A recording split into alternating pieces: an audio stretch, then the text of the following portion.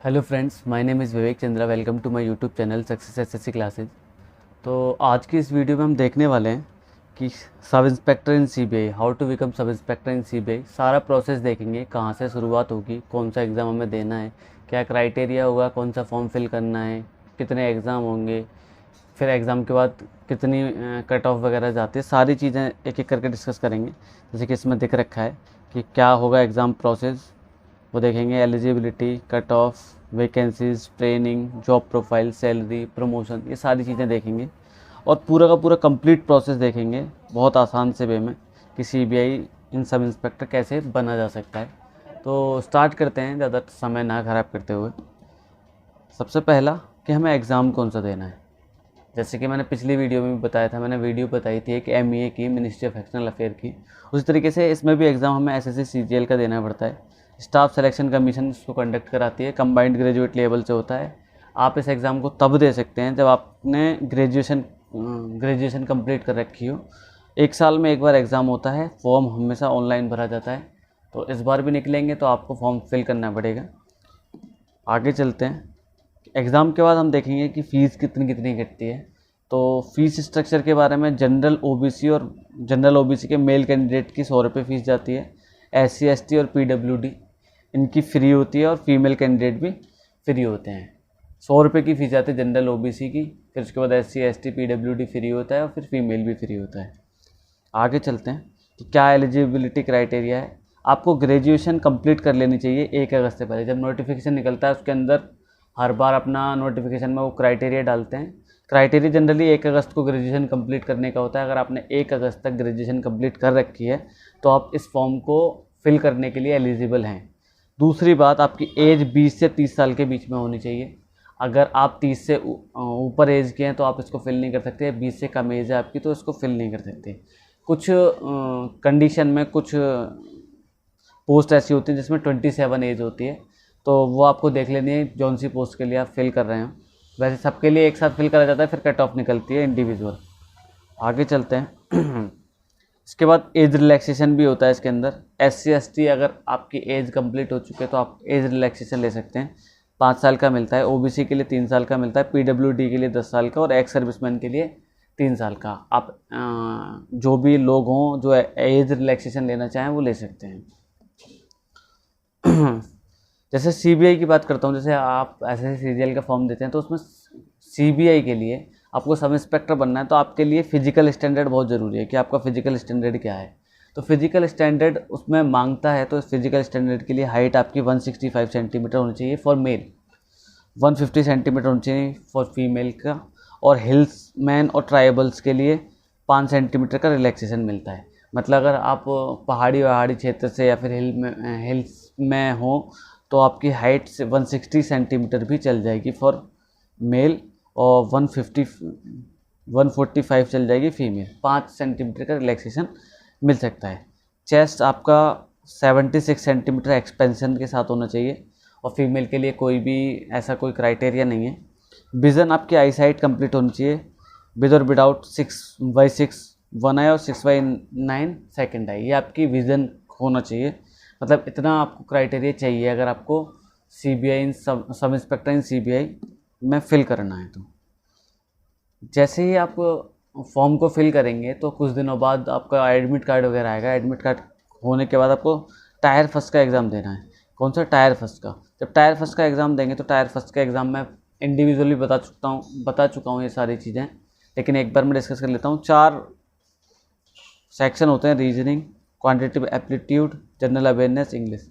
चारों में 50-50 मार्क्स का होता है। 25-25 क्वेश्चन होते हैं, कुल मिला के 100 क्वेश्चन होते हैं, 200 मार्क्स का। कोई भी सेक्शनल कट ऑफ नहीं होती। टाइम होता है 1 घंटा टीयर फर्स्ट के लिए। ठीक है, आगे चलते हैं। जब टायर फर्स्ट का एग्ज़ाम दे देंगे तो उसकी कट ऑफ निकलती है। उसकी कट ऑफ देखेंगे। कट ऑफ अगर आप टायर फर्स्ट की कट ऑफ क्लियर कर लेते हैं तो आपका टायर 2 का एग्ज़ाम होगा। ये मैंने बता दिया है कि एएसओ का मैं बता चुका हूँ, assistant section officer of MEA. Description box में पड़ा है लिंक, अगर आपको नहीं पता तो आप डिस्क्रिप्शन बॉक्स में जाकर उसको चेक कर सकते हैं। जैसे ही आप कट ऑफ चेक करेंगे और आपका कट ऑफ क्लियर हो जाता है तो सेकंड वाला एग्ज़ाम होता है। सेकंड वाला टायर 2 एग्ज़ाम होता है। टायर 2 एग्ज़ाम 2 घंटे का होता है। इसमें क्या होता है? क्वांटिटेटिव एप्टीट्यूड होता है 100 क्वेश्चन का जो 200 मार्क्स का होता है। फिर उसके बाद उसी दिन इंग्लिश का पेपर होता है 200 क्वेश्चन का, वो भी 200 मार्क्स का होता है। कुल मिला के 400 नंबर का पेपर होता है टायर 2। उन 400 नंबर से फिर कट ऑफ रिलीज़ होती है। फिर कट ऑफ क्लियर करने के बाद, जैसे ये मैंने ले रखी है टीयर 2 की कट ऑफ, जिसमें सबकी एससी की 354, एसटी की 327, ओबीसी की, यूआर की, ये सबकी कट ऑफ ले रखी है जो टायर 2 की है। टायर 2 की कट ऑफ क्लियर करने के बाद जो भी लोग सेलेक्ट होते हैं, फिर उनका एक और एग्ज़ाम होता है टायर 3। टायर 3 एग्ज़ाम 100 नंबर का होता है, जो कि डेस्क्रिप्टिव पेपर होता है पेन एंड पेपर मोड पे। मतलब आपको एक ऐसे, प्रेसी राइटिंग और लेटर, इन तीनों में से कोई 2 करने होते हैं। 50-50 मार्क्स के होते हैं, 50 मार्क्स का ईच।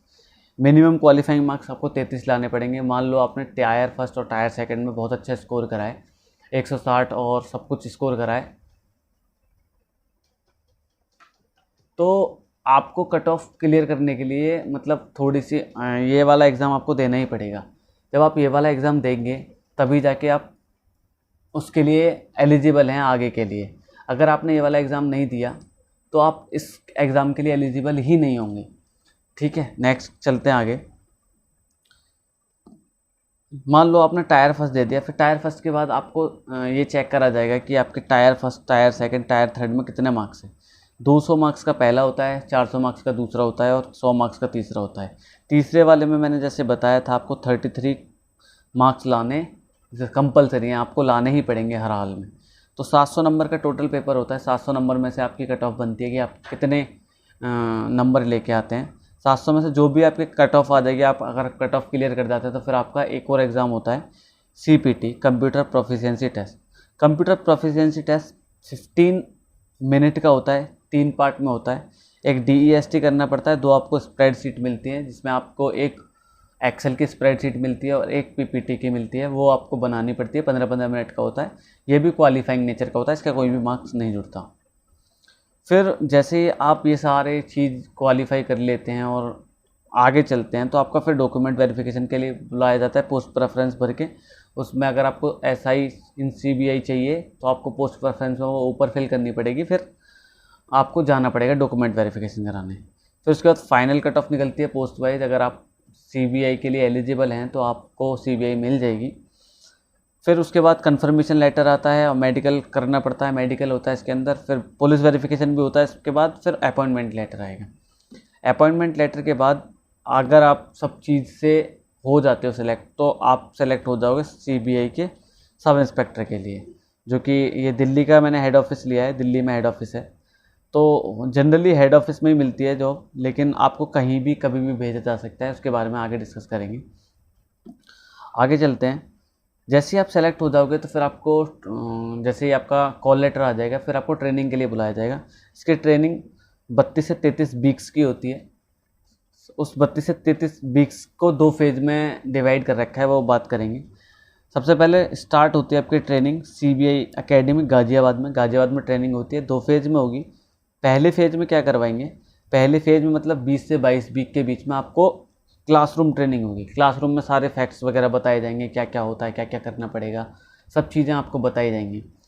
फिर जब पहला फेज़ कंप्लीट हो जाएगा, फिर उसके बाद सेकंड फेज़ की होगी। जैसे पहला फेज़ हो जाएगा 22 वीक्स का, फिर सेकंड फेज़ की होगी। सेकंड फेज़ में एडवांस ट्रेनिंग चलेगी, जो कि आपकी थ्योरी भी होगी और फील्ड पे भी आपको सब चीज़, वेपन्स वगैरह सब कुछ सिखाया जाएगा। वो 10 से 11 वीक्स की हो जाती है।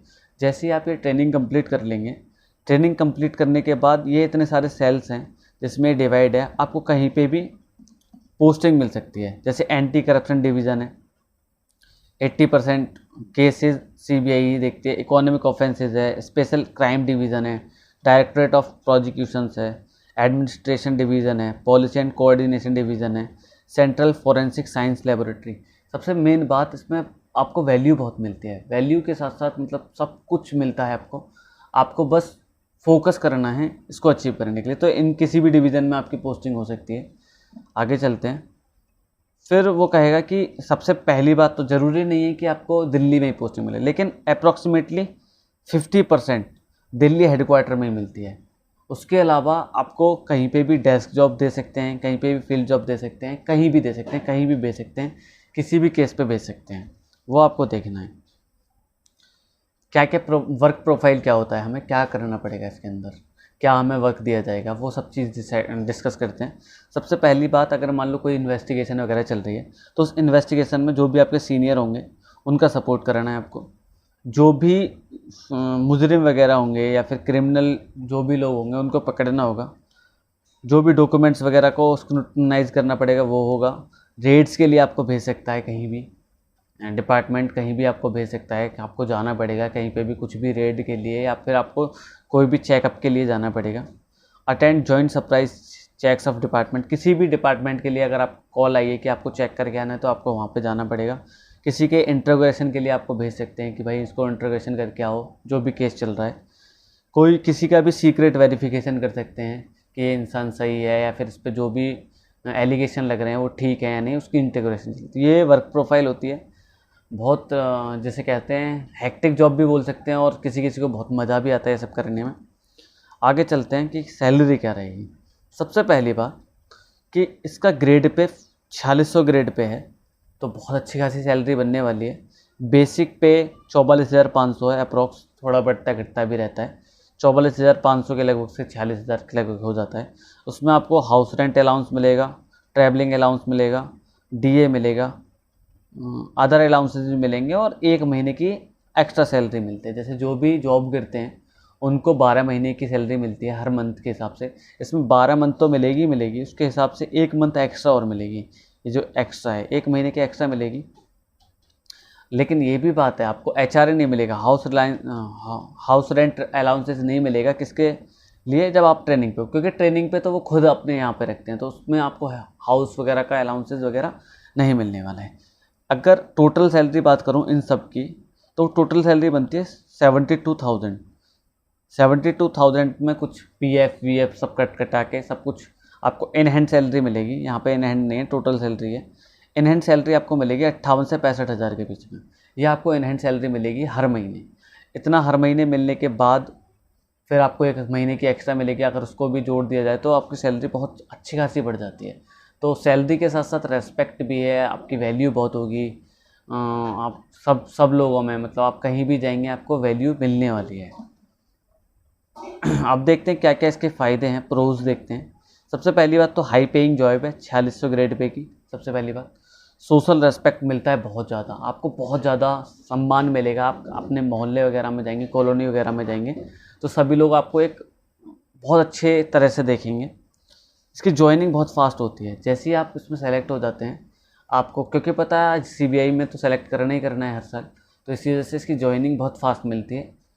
ट्रेनिंग पे बुला लेंगे आपको जैसे ही आपका रिजल्ट आता है। इंटरेस्टिंग है बहुत ज़्यादा वर्क, बहुत इंटरेस्टिंग वर्क है। जो अगर लेना चाहे तो उसके लिए बहुत अच्छा लगता है। रेड वगैरह मारना, किसी का इंटरोगेशन करना, सब चीज़ ये बहुत किसी के लिए बहुत इंटरेस्ट होता है इसमें।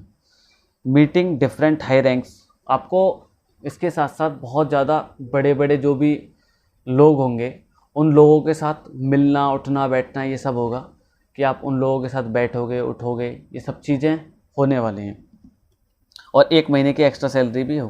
हाई रैंक्स के साथ उठना बैठना होगा, उनको देखने को मिलेगा। जो भी होते हैं सचिव वाले वगैरह में, जो भी हाईएस्ट रैंक में होते हैं उनसे मिलने का मौका मिलता है और 1 महीने की एक्स्ट्रा सैलरी मिलती है। ये सब इसके प्रोज हैं, ये सब इसके फ़ायदे हैं। आगे चलते हैं कॉन्स पे। कॉन्स मतलब नुकसान तो कुछ भी नहीं है भाई। अगर मैं बात करूँ इसमें कुछ नुकसान है तो इस जॉब में कोई नुकसान नहीं है। बस नुकसान उनके लिए है जैसे आगे कोई तैयारी करना चाहते हैं। सबसे पहली बात, जब आपको ये जॉब चाहिए तो उसके लिए आपको बहुत ज़्यादा हाई स्कोर करना पड़ेगा। हाई स्कोर करने का मतलब सीजीएल 700 में से बहुत ज़्यादा कट ऑफ जाती है, आपको 600 650 नंबर लेके आने पड़ेंगे, तब जाके आप एलिजिबल होंगे ये लेने के लिए। दूसरी बात, स्टेबिलिटी नहीं है, क्योंकि भाई कभी भी कहीं भी बुला लिया जा सकता है, तो आपकी स्टेबिलिटी थोड़ी सी खतरे में आ जाएगी कि आपको स्टेबल नहीं रह सकते आप कहीं भी आपको भेजा जा सकता है, कुछ भी हो सकता है। तो और रिश्वत का तो आप भूल जाओ। नो अंडर टेबल मनी का मतलब रिश्वत तो कोई मतलब ही नहीं है इसमें। एक तो बहुत हाई पेएबल जॉब है, तो रिश्वत का तो भाई लेनी ही नहीं चाहिए और सोचना भी नहीं चाहिए ऐसा। दूसरी बात, किसी भी समय पे आपको बुलाया जा सकता है, can be called any time. कभी भी आप किसी भी काम पे हों, और जाहिर सी बात है आप जॉब कर रहे होंगे तो आपको कभी भी कहीं भी बुला लिया जा सकता है और कहीं भी आपको भेजा जा सकता है। सबसे पहली बात कि इसमें समय नहीं मिलता। जो आपके आगे तैयारी करना चाहें आईएएस पीसीएस के लिए, तो उसमें समय नहीं मिलता, क्योंकि आपको पूरा दिन हेक्टिक जॉब होता है, फिर उसके बाद आपको रिलैक्स भी करना होता है, फिर आपका पढ़ने का टाइम नहीं मिल पाता। और फील्ड जॉब होती है, आपको खतरा भी थोड़ा बहुत हो सकता है, कहीं पे जब आप जाएंगे तो थोड़ा बहुत हो सकता है आपका कांटेक्ट हो जाए किसी से, तो इस तरीके का थोड़ा बहुत खतरा चलता रहता है। आगे चलते हैं प्रमोशन पे। प्रमोशन में क्या मिल सकता है, आप जब ज्वाइन करेंगे तो as a sub inspector join करेंगे, SI सब इंस्पेक्टर करेंगे, जो 2 स्टार होता है CBI में। As a sub inspector join करने के बाद 5 से 6 साल बाद आपको इंस्पेक्टर बना दिया जाएगा। आपको इंस्पेक्टर बना दिया जाएगा, उसके 7 से 8 साल बाद डिप्टी सुपरिटेंडेंट बना दिया जाएगा, जो कि गैजेटेड रैंक होती है। गैजेटेड रैंक मतलब आप गैजेटेड ऑफिसर हो चुके हैं। कितने साल में, 5 से 6 साल ये और 7 साल ये, मतलब लगभग 12 साल में आप गैजेटेड ऑफिसर बन जाएंगे। ठीक है, नेक्स्ट चलते हैं एडिशनल सुपरिटेंडेंट। 5 से 6 साल बाद आपको एडिशनल सुपरिटेंडेंट बना दिया जाएगा, फिर 4 से 5 साल सुपरिटेंडेंट, और फिर 4 से 5 साल बाद सीनियर सुपरिटेंडेंट। तो इतना हाई रैंक तक तो पहुंचना बहुत कम लोग पहुंच पाते हैं, जो बहुत ज़्यादा 20-21 साल में, 21 साल में ही ज्वाइन कर लें, वो ही पहुंच सकते हैं यहाँ पे सुपरिटेंडेंट, सीनियर सुपरिटेंडेंट तक, वरना इतना ऊपर नहीं पहुंच पाते। जनरली एडिशनल सुपरिटेंडेंट पे रिटायरमेंट हो जाते हैं। तो यही था आज की इस वीडियो में। अगर आपको वीडियो अच्छी लगे, मैंने ASO इन MEA भी बताया है, लिंक डिस्क्रिप्शन में, उसको चेक कर लें। और आपको वीडियो अच्छी लगे तो लाइक कर दें, शेयर करें और सब्सक्राइब कर लें, क्योंकि इस तरीके की मैं वीडियो बनाता रहता हूँ। अगर आपको इस तरीके की और वीडियो चाहिए तो आप चैनल को सब्सक्राइब कर लें। बस यही कहना चाह रहा हूँ, और जो भी लोग हैं उनको बताएं। Thanks for watching, don't forget to subscribe and press the bell icon. मिलते हैं एक और बेहतरीन वीडियो में, तब तक के लिए थैंक यू।